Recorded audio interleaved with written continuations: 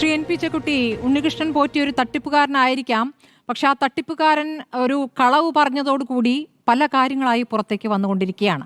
അതപ്പോൾ ഈ ആഗോള അയ്യപ്പ സംഗമത്തിന് ശോഭ കെടുത്താൻ നടത്തിയ പ്രതികരണം എന്ന രൂപത്തിൽ പറയുന്നത് അതിനെ ആ വിഷയത്തെ ചെറുതാക്കലല്ലേ ഇപ്പോൾ പുറത്തു വന്നുകൊണ്ടിരിക്കുന്ന കാര്യങ്ങൾ ആശങ്കപ്പെടുത്തുന്നതല്ലേ?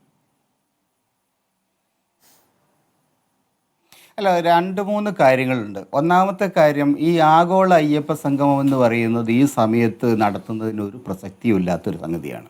കാരണം സർക്കാരിൻ്റെ അവസാന മാസങ്ങളിൽ അയ്യപ്പനെ വെച്ചുകൊണ്ട് ഒരു വലിയ ഒരു സംഗതി നടത്തുന്ന സമയത്ത് അതിൻ്റെ ഉള്ളിലുള്ള യഥാർത്ഥമായ താല്പര്യങ്ങൾ എല്ലാവർക്കും വളരെ വ്യക്തമാണ്. അയ്യപ്പനെ സേവിക്കാനോ അമ്പലത്തെ സേവിക്കാനോ ശബരിമലയെ നന്നാക്കാനോ ഒന്നുമല്ല, മറിച്ച് ഒരു സ്വയം അവനവനെ പറ്റി നന്നാക്കാനുള്ളൊരു ശ്രമമാണ് അതിനവർ നടത്തിയത്. പാർട്ടി ഗുണം കിട്ടുക, അടുത്ത ഇലക്ഷനിൽ വോട്ട് കിട്ടുക, അതിന് അയ്യപ്പ ഭക്തന്മാരുടെ വോട്ട് പരമാവധി സംഭരിക്കുക എന്നുള്ള വളരെ കൃത്യമായിട്ടുള്ള ദുരുദ്ദേശത്തോടു കൂടിയ ഒരു സംഗതിയാണ്. മതപരമായ കാര്യങ്ങളിൽ പിന്നെ ഇത്തരത്തിലുള്ള വിശ്വാസപരമായ കാര്യങ്ങളിൽ രാഷ്ട്രീയത്തിൽ ഇടകലർത്തുന്നത് ഒരിക്കലും ശരിയല്ല, ഗുണം ചെയ്യില്ല. അപ്പം അത് ആ ഒരു വസ്തുതയെ നിലനിർത്തിക്കൊണ്ടാണ് നമ്മൾ ആ ആഗോള സംഗമത്തെ കണ്ട് തീർത്തും ദുരുദ്ദേശപൂർണ്ണമായിട്ടുള്ള ഒരു കാരണവശാലും ഒരു സെക്യുലർ സമൂഹത്തിൽ നമുക്ക് അംഗീകരിക്കാൻ കഴിയാത്ത ഒരു തട്ടിപ്പ് പ്രസ്ഥാനമായിരുന്നു അത്. എല്ലാവരുടെയും വിശ്വാസത്തിലെടുക്കാനായിരുന്നില്ലല്ലോ, NSSനെയും SNDP യോഗത്തെയും ആയിരുന്നല്ലോ ആ വിശ്വാസം ആർജിക്കുകയും ചെയ്തിരിക്കുന്നു. അല്ല, അതൊക്കെ പിന്നെ അത് നടത്തിയ ആളുകളുടെ പ്രശ്നമാണ്. എത്രത്തോളം ആളുകളെ വിശ്വാസം ആർജിച്ചു, എത്രത്തോളം ആളുകൾ കാര്യത്തെക്കുറിച്ച് പിന്നെ അഭിപ്രായമുണ്ട്. NSS തന്നെ ഞാൻ മനസ്സിലാക്കുന്നത് അതിശക്തമായ എതിർപ്പ് ഉയർന്നു വന്നുകൊണ്ടിരിക്കുകയാണ്.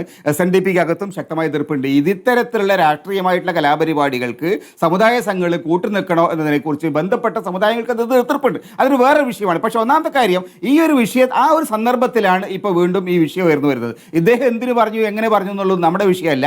അദ്ദേഹം ആ കാര്യം തുറന്നു പറഞ്ഞ സന്തോടുകൂടി വളരെ ഗുരുതരമായിട്ടുള്ള തട്ടിപ്പുകളുടെ ഒരു വലിയ പരമ്പര ജനങ്ങളുടെ മുമ്പിൽ വരുന്നു, സമൂഹത്തിന് മുമ്പിൽ വരുന്നു. അതിനല്ലേ സർക്കാർ മറുപടി? അല്ലാണ്ട് അദ്ദേഹം പറഞ്ഞ സമയവും സന്ദർഭവും നോക്കിയിട്ടാണ് അല്ലല്ലോ നമ്മൾ കാര്യങ്ങൾ കാണേണ്ടത്. യഥാർത്ഥത്തിൽ അദ്ദേഹം പറഞ്ഞ സംഗതികൾ അതിൻ്റെ അടിസ്ഥാനത്തിൽ അന്വേഷണം നടത്തുന്നത്, ആ അന്വേഷണം ചൂണ്ടിക്കാണിക്കുന്നത് വളരെ വ്യക്തമായിട്ടുള്ള വീഴ്ചകളാണ്. അത് നമുക്ക് അംഗീകരിക്കാതിരിക്കാൻ പറ്റുമോ? വീഴ്ചകളുണ്ട് എന്നിപ്പോൾ ദേവസ്വം ബോർഡ് ചെയർമാൻ പ്രസിഡന്റ് പോലും പറയേണ്ട ഒരു അവസ്ഥയിലെത്തി. അപ്പോൾ എന്തുകൊണ്ടാണ് ഇങ്ങനെ വീഴ്ചയുണ്ടാകുന്നത്? ആർക്കാണ് വീഴ്ച വന്നത്? എന്ത് തരത്തിലുള്ള വീഴ്ചകളാണ് വന്നത്? ഇത് പരിശോധിക്കപ്പെടണ്ടേ? ഇത് പരിശോധിക്കുക എന്നുള്ളത് സർക്കാരിൻ്റെ ചുമതലയാണ്, ദേവസ്വം മന്ത്രിയുടെ ചുമതലയാണ്. അതിന് പകരം എല്ലാ കുറ്റവും എല്ലാ പ്രശ്നങ്ങളും ഉണ്ടാക്കിയത് ഈ ഒരു പോറ്റിയാണ്. അയാൾ ആരാ?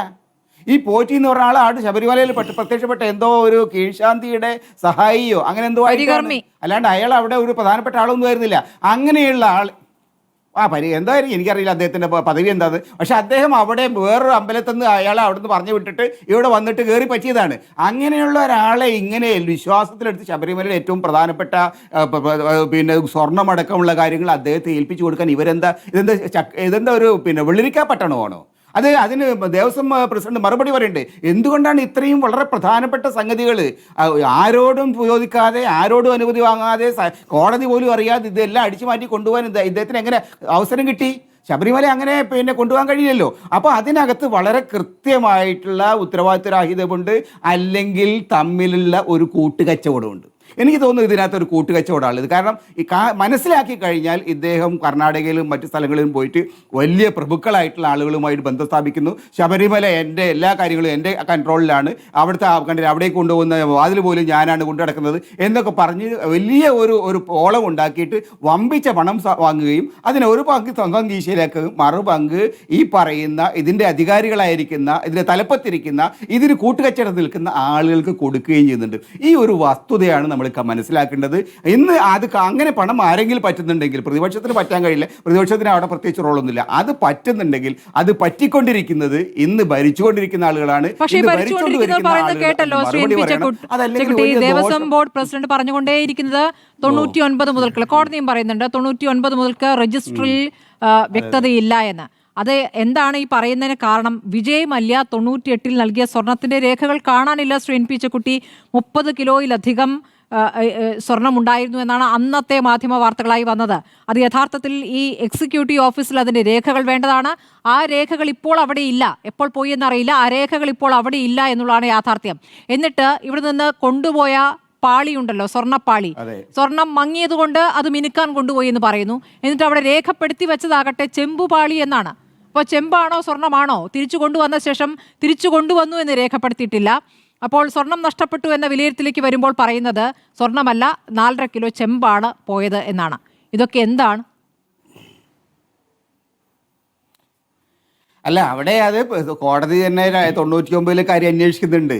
പക്ഷേ 99 കാര്യങ്ങൾ കോടതി അന്വേഷിക്കുന്ന സമയത്ത് ദേവസ്വം പ്രസിഡന്റ് ആയിരിക്കുന്ന ആള് അദ്ദേഹം പറയേണ്ടത് തൻ്റെ കാലത്ത് എന്താ സംഭവിച്ചതുകൊണ്ടാണ്. അല്ലാണ്ട് 99 സംഭവിച്ച കാര്യം അന്വേഷിക്കാൻ അദ്ദേഹത്തെ ഏൽപ്പിച്ചിട്ടില്ല. അതിന് സർക്കാരുണ്ട്, പോലീസുണ്ട്, CBI ഉണ്ട്, മറ്റു ഏർപ്പാടുകളുണ്ട്, കോടതിയുണ്ട്. കോടതി നോക്കുന്ന കാര്യമാണ്. ഇദ്ദേഹത്തിൻ്റെ പണി എന്താ വെച്ചാൽ സ്വന്തം ഭരണകാലത്ത് സ്വന്തം അധികാര പരിധിയിൽപ്പെട്ട സംഗതികൾ അദ്ദേഹം എന്ത് ചെയ്തു, അതാണ് പ്രശാന്ത് എന്ന് പറയുന്ന ഈ ദേവസ്വം ബോർഡ് ചെയർമാൻ പറയുന്നത്. അതേപോലെ തന്നെ കഴിഞ്ഞ 10 വർഷമായി കേരളം ഭരിക്കുന്ന സർക്കാർ, ആ സർക്കാരിൻ്റെ പ്രധാനപ്പെട്ട അധികാരികൾ അവർ പറയണ്ടേ ഞങ്ങൾക്ക് എന്താ ഉത്തരവാദിത്വം? ഒരു കണ്ടിന്യൂഷൻ അല്ലേ ഈ കഴിഞ്ഞ സർക്കാർ ഈ സർക്കാർ തമ്മിൽ.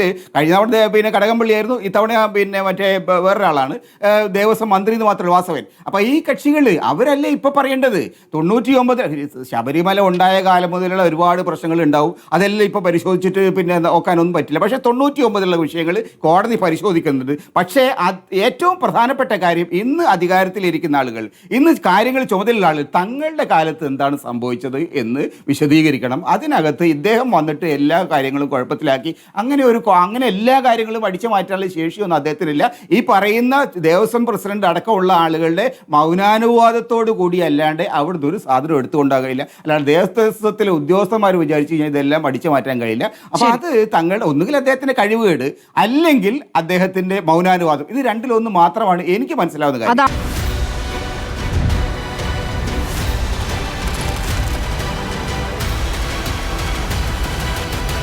ഡിബേറ്റ് വിത്ത് സ്മൃതി പരുത്തിക്കാട്.